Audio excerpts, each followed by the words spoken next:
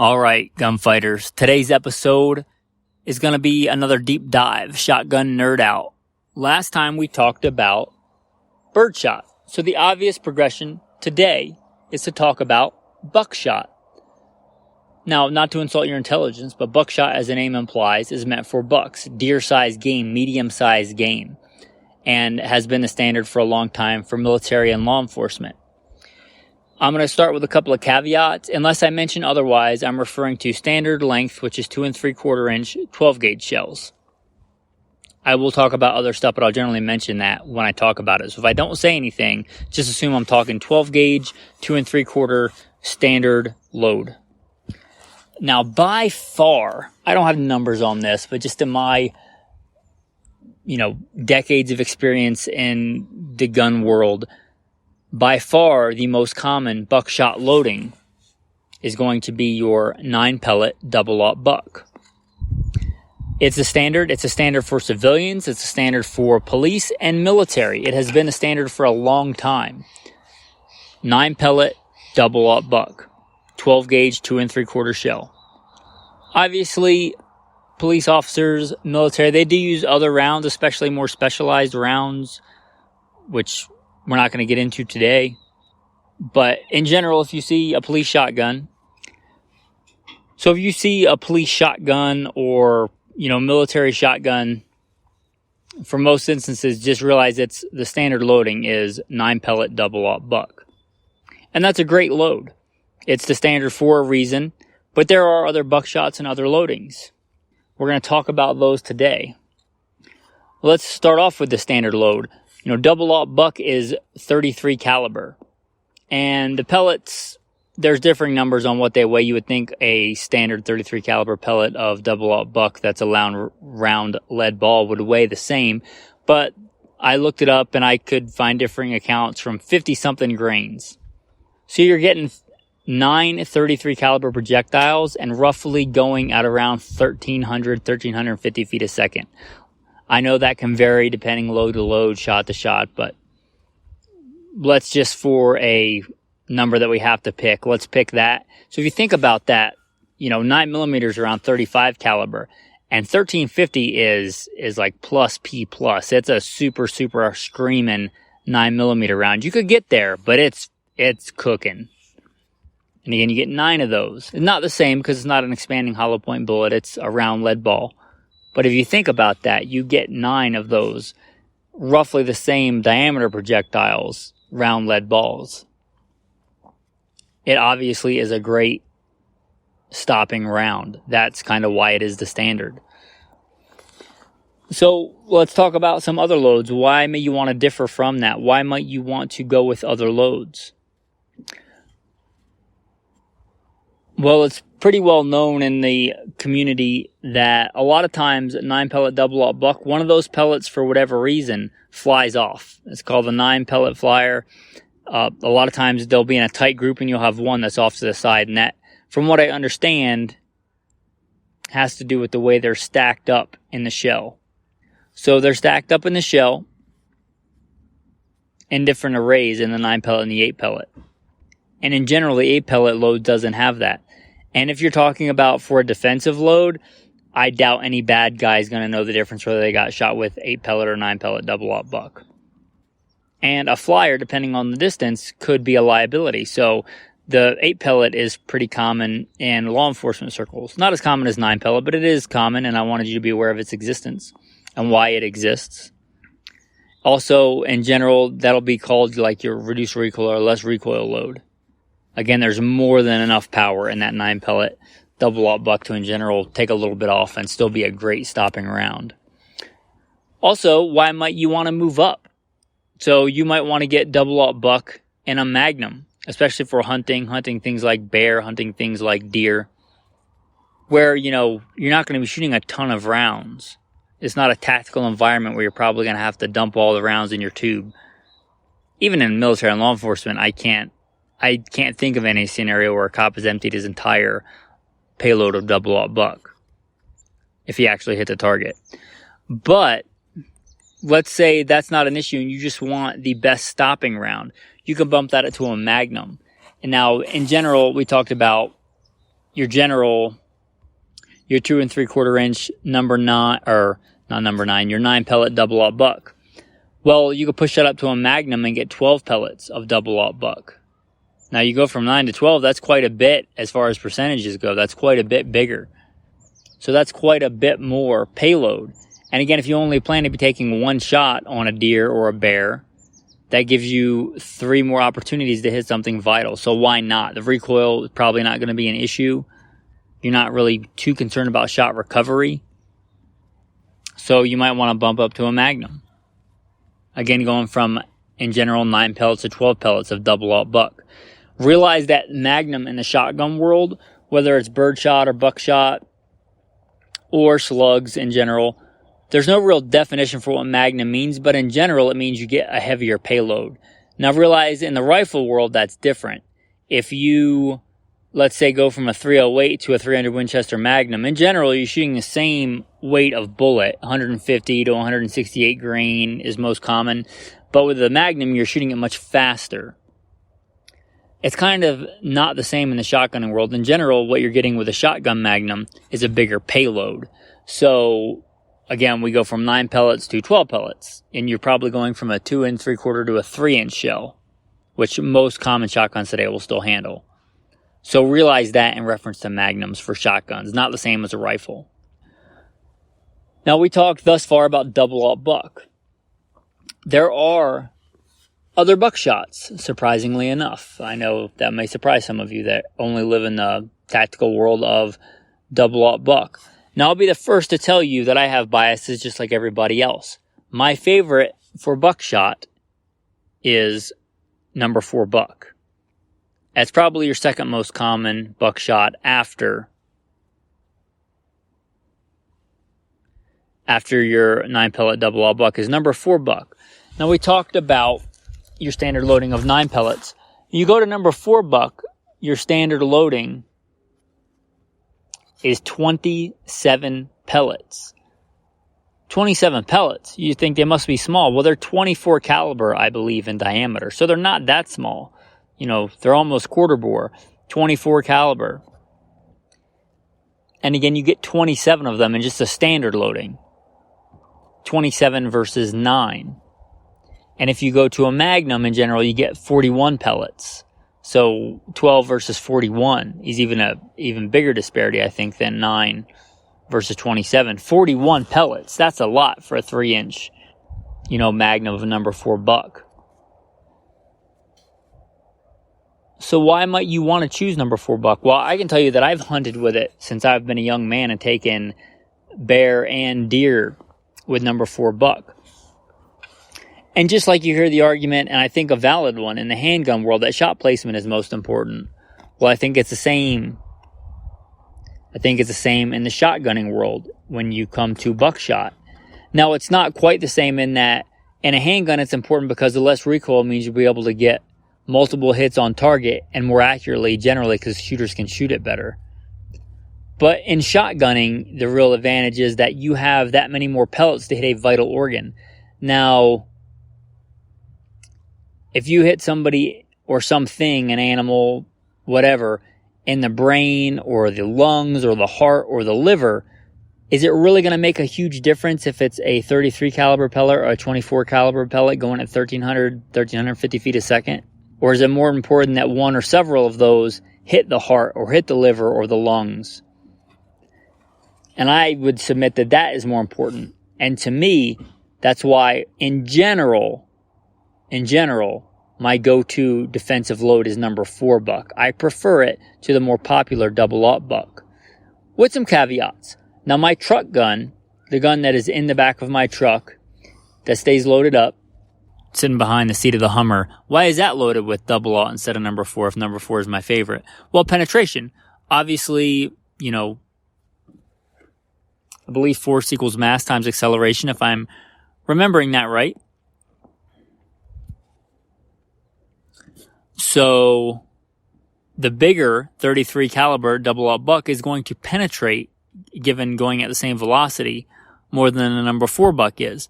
Now, if I'm in a vehicle it's a good chance I might have to shoot outside the vehicle. Like I might have to shoot through my windshield, or very likely I might have to shoot into somebody else's vehicle. That's not an uncommon scenario to think of in vehicle scenarios.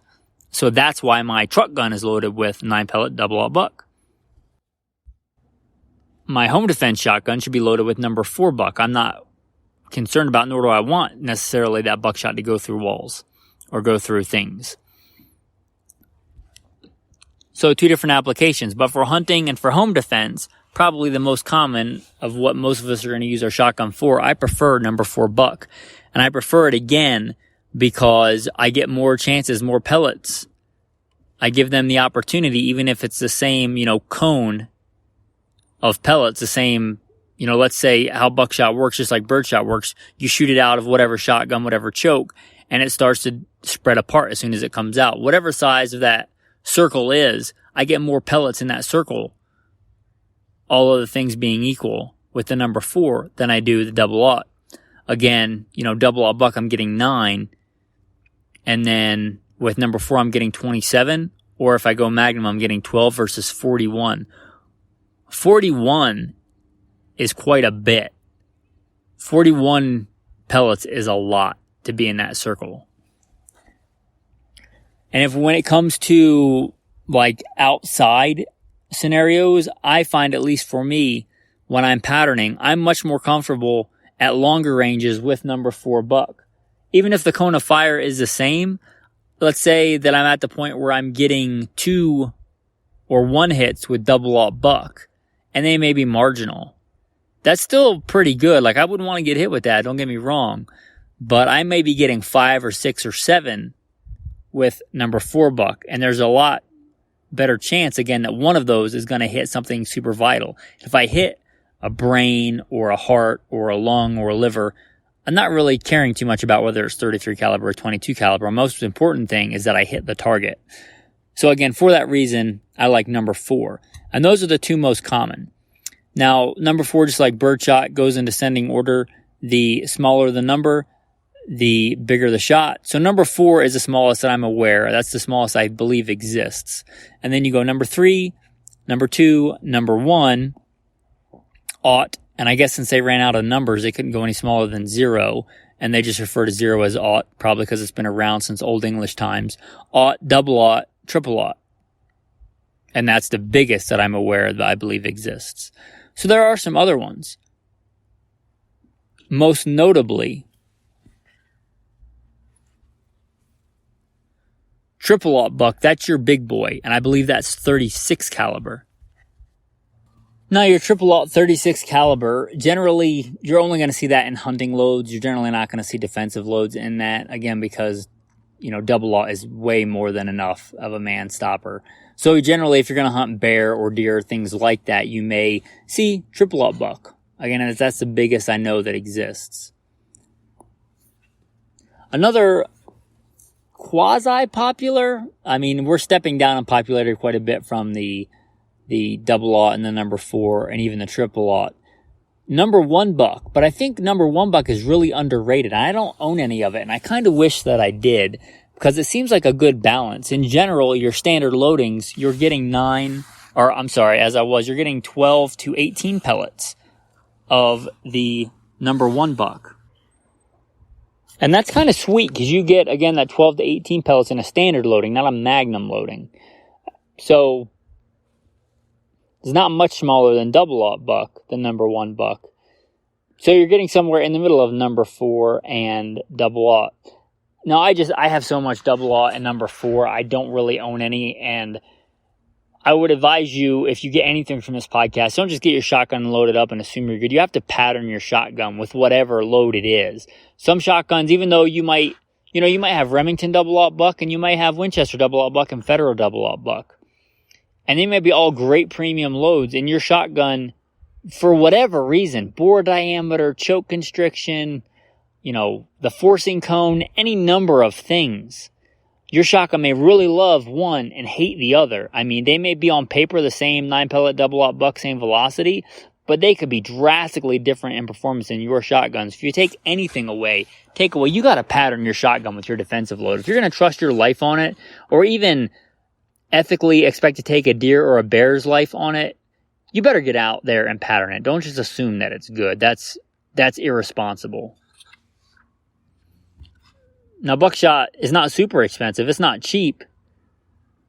But what is your life and your neighbor's life and your wife and your children's life worth? Get out there and pattern it and make sure that you know how far you can take a shot and how far you can keep all your pellets on target. You have to pattern with whatever load it is. I guess that's a good time to transition into, there's more to buckshot than just the buckshot. There's the way it's constructed. Now, your cheapest, just random buckshot that you're going to find, your Rio, your Seller and Beloit, most of the ones like that, they may make some premium ones, but your cheaper buckshot is literally just going to be lead balls stacked on top of each other with either a crimp or an overshot wad, and that's it. That's all you got. And sometimes those can perform, like we talked about, for whatever reason, fantastically well out of your shotgun. Sometimes they can perform horribly. One of the reasons with birdshot or buckshot that you can have problems is those pellets run into each other and they smash into each other on their way down the barrel. And when they do that, they get deformed. And when they get deformed, they tend to spread their pattern out. Now, depending on your application, you may not give a crap about that. You may see that as an advantage. In general, I do not. I like my buckshot to stay as tight as I generally can. You may be taking a really close shot, but you may not be. That's one of the things that irks me about tactical community. Oh, the average distance is whatever. Well, I don't care what the average is. I'm not training for average. I'm training to be the best that I can be, and I may have to take a longer shot. For that reason, I like my buckshot to be tight. And manufacturers have realized this for a long time. The most common way to keep that buckshot tight is going to be buffer. Usually granulated plastic of some kind of synthetic material, just granulated plastic, and that is supposed to stop those buckshot from beating into each other at very high velocity going down the barrel. And it may or may not work for you. It probably isn't going to hurt. It may or may not work. Now, the next thing that is used is different kinds of wads. Now, like I said, your cheaper buckshot may just have like a piston on the bottom. It may not even have a shot cup. But a shot cup is your next down the line. And then something that Federal is known for is their flight control wad, and Hornady, I believe they call it their Versatite wad. And this is designed to keep the buckshot together after it leaves the barrel. So think of it as kind of like a plastic cylinder that the buckshot stays in. And since the lead is going to start very soon after that going faster than the plastic, just because it holds its inertia better and its speed better, that shot cup, that wad is going to fall away from behind, and it's going to, in my experience, create some very tight patterns. If you are shooting a cylinder bore shotgun, in my experience, that is by far the best. They might cost a little bit more than your cheaper buckshot, but in my experience, they're a whole different ball game. Both the Hornady and the Federal, I think they're probably the same wad. I think they're licensed from a third party from what I've heard. I don't know that for sure. But it's good technology. But realize that if you're using that, it's designed to be shot with a cylinder bore, which a lot of your police, military shotguns, tactical shotguns are just a cylinder bore, open, no constriction. Now, that's a good transition to get into chokes. A lot of your shotguns, like the ones that I run in general, will have a choke. That's one of the beautiful things about the shotgun is the versatility of different chokes. So, chokes do work on buckshot, but again, you have to pattern yours. Sometimes your buckshot will perform just like regular birdshot. You'll get a tighter pattern with improved cylinder, and tighter again with modified, and tighter again with full. And there's all manner of chokes in between, I realize that. But at some point, with a lot of buckshot, especially the bigger buckshot, double-aught, you can actually start to do the opposite. Because remember I said those pellets are banging into each other? When you force them into a cone, especially the big ones like that, they don't squish as much as smaller shot. And sometimes they can beat into each other so much that the pattern opens up. So you may find that, ironically, you get a better pattern out of a cylinder bore than you get out of a full choke. You may find that you get the best one out of modified, and full choke is too constrictive, and it starts to beat into each other, and it opens back up, so you get a worse pattern with full choke. Again, you have to pattern this. Don't just assume. And again, that's another reason that I like number 4 buck. Number 4 buck should, in theory, not do that as much as double aught buck, because it's smaller, there's more of them, and they can go through chokes better. In general, again, shotguns are individuals, just like women are individuals. Don't just assume because most women like caramel macchiatos that all women do. Some women like their coffee black and bitter. Same with shotguns. Don't assume because it's the general rule that works for your shotgun. They can be vastly different, and you see that show up a lot in buckshot. So you have to know that, and you have to experiment with that and know your load for your shotgun. So we talked a little bit about chokes. Again, for your application, a lot of defensive shotguns are going to be cylinder bore.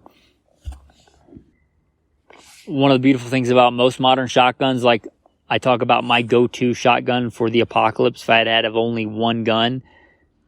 You know, one of the beautiful things about that is I can have different chokes that don't weigh very much. You know, I can put them in a side thing on my scabbard that I carry my survival gear in. They don't take up much room, and I have that versatility. If I'm in duck country and I know I'm going to be taking quite a few long shots on ducks, then I'll change out my choke. If I'm in an urban environment, I'm probably going to go cylinder or improved cylinder. You know, and that's one of the great, beautiful things about the versatility of a shotgun. So know that, and know that buckshot is kind of its own unique thing, and your shotgun is its own unique thing. Just like a person. You have to know your gun, know your weapon. Know your God, know yourself, and know your weapon. Moving on from chokes and the different ways that manufacturers try and keep buckshot together to give you better patterns. Thus far, we have only talked about the 12 gauge. Well, here's another good reason for smaller buckshot. Maybe you're shooting a smaller gauge. Maybe you're shooting the next most common, a 20 gauge. Now, that doesn't stack up very well. You know, the reason you get, 41 pellets in number 4 and a 12 gauge versus 12 pellets of a magnum load and a double aught buck and a 12 gauge is the efficiency at which they stack. And in a 20 gauge, double aught buck does not stack very well. So you generally won't even find double aught buck in a 20 gauge. You'll find number 4 is not uncommon. I forget if it's number 2 or number 3, but that's probably the biggest they can stack and lay next to each other in that shot shell, in that shot compartment. So for that reason, you may move down to that smaller shot for the smaller gauge. Ironically, when you get to the 410, a lot of times you'll find triple aught buck because it doesn't stack next to each other at all. That shotgun is so small that the shot literally gets stacked one on top of another like a column. So I believe 5 pellet of triple aught buck, which is nothing to sneeze at, is a most common loading in a 410. So I say that to say that different gauges, the shot plays with each other differently. You generally can't stack shot in on double aught buck in a 20 gauge. And something unique that's come about in recent years, which has caused me to rethink my choice of apocalypse shotgun, is the mini shells. One of the big drawbacks in the prepper community, there's a big debate, what's better, the 22 long rifle or the shotgun. One of the big things that people gravitated towards the 22 is you can carry a lot of ammo. Now, don't get me wrong, a mini shell is nowhere near as small as a 22 long rifle ammo, but it is quite a bit smaller and handier, both in size and bulk of the ammo and weight than a traditional shell. So we talked about your standard loading is 2 3/4 inches, a Magnum is 3 inches. Well, your mini shell in general, as far as I know, they're all 1 3/4 inches, which is about half the size of a Magnum 12 gauge shell. And you can get those in birdshot, buckshot, and slug. We're talking buckshot today, so I think they make double aught and 6 pellet, which 6 pellet of double aught buck is nothing to sneeze at. And in general, if your shotgun will hold, let's say, 8 or 9 rounds, it'll hold 13 rounds of the mini shells. And if I'm carrying a bunch of ammo, I can carry more. So, and that one also number 4 buck. I'd forget how many number 4. I want to say 15, but I could be wrong on that. So you still get the same advantages. You get more pellets of the number 4. But know that the buckshot and the mini shells are a thing as well. I hope this has kind of opened your eyes, especially if you only ever thought of Buckshot as the 9-pellet double-aught buck. It's a great load. Again, that's what's in my shotgun right now.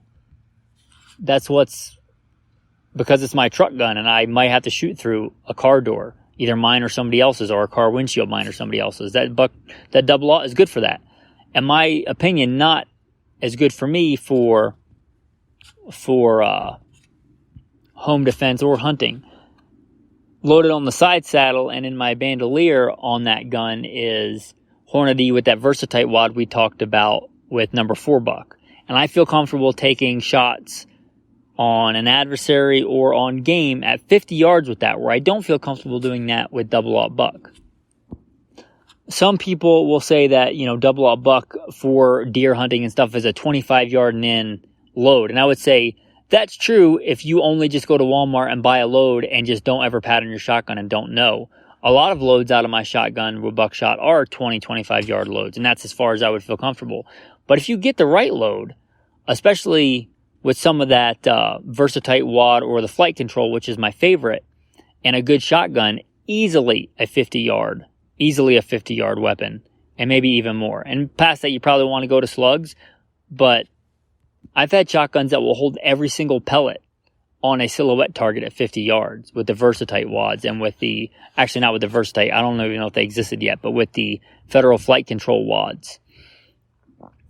They've held every single pellet on a man-sized silhouette at 50 yards. And I have shot my biggest bear with Buckshot. In fact, number 4. And I'll be honest, I did finish it off because it was coming towards me. I did finish it off with double-aught. And then finally a slug because it was coming in my direction. And I figured once it got that close, all the pellets were going to hit anyway in a pretty small area. So, but number 4, I have hunted with it quite successfully. And it is my go-to hunting load and my go-to home defense load. Anyway, I don't want to go around in circles. I think we've covered the topic pretty well of Buckshot today. If you're still listening, I want to say thanks for listening. If you like this podcast, I hope you'll consider supporting it on Patreon. I skipped the normal intro today and the bio and all that stuff. I figure if you're listening to whatever part this is in the shotgun nerd out, that you've probably heard all that before. And I didn't want to harp on it a bunch of times, but I really would appreciate if you would take a look at goodshepherdtraining.com. With that, the tactical tip of the day. Now, I'm sure you're all familiar with 3-gun and the 3-gun way of loading shotguns, super fancy John Wick style of double loading and quad loading your shotgun.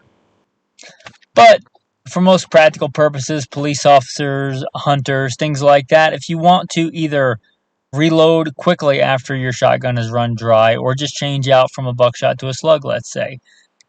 In my training and experience, the best, most practical way to do that is with a side saddle. And I don't often like my tactical tips to be products, but literally Amazon is littered with shotgun side saddles. And my go-to one, I forget who makes it, but it's like under $5, I want to say, and they're great. And yeah, they do wear out and get old, but they're $5. In a couple of years when it wears out, throw it away and get another one. I do have a really nice neoprene one that I like that is on my Benelli. But again, those also wear out.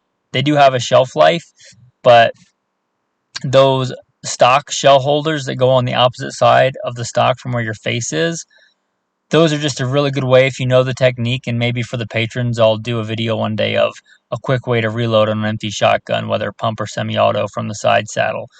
But they're the most practical way that I know of. So that's your tactical tip of the day. If you don't have one of those on your go-to shotgun, they're a few bucks. You really should have one, a side saddle, and learn how to load quickly and reload quickly. Both when you run dry, just throwing one more in the chamber really quickly and continuing to do that till the situation is over, whether hunting or tactical, or, flipping the shotgun upside down and loading a few rounds if it's more of an administrative tactical reload. And a tactical tip on top of that, if you're, let's say, in your side saddle running a mixture of buckshot and slugs, let's say 3 double-aught and 2 slugs, turning your slugs the other way, let's say upside down, so they're easily identified and you know which ones are which. With your tactile feel in the dark and whatever situation, you know which ones are buckshot and which ones are slugs. That's your tactical tip of the day. Your tactical verse of the day: Joshua chapter 1. I've probably mentioned it before, but it's hard to beat. I'll mention it again. No man shall be able to stand before you all the days of your life. As I was with Moses, so I will be with you. I will not leave you nor forsake you. Be strong and of good courage. For to this people I shall divide an inheritance in the land which I swore to your fathers to give you. Only be strong and very courageous, that you may observe to do according to all the law which Moses your servant commanded you. Be strong and of good courage. Do not be afraid or be dismayed, for the Lord your God is with you wherever you go. Whatever the enemy is, remember, whatever the adversary is, God is bigger. He is with you wherever you go. With that, men, thanks for listening and have a blessed day.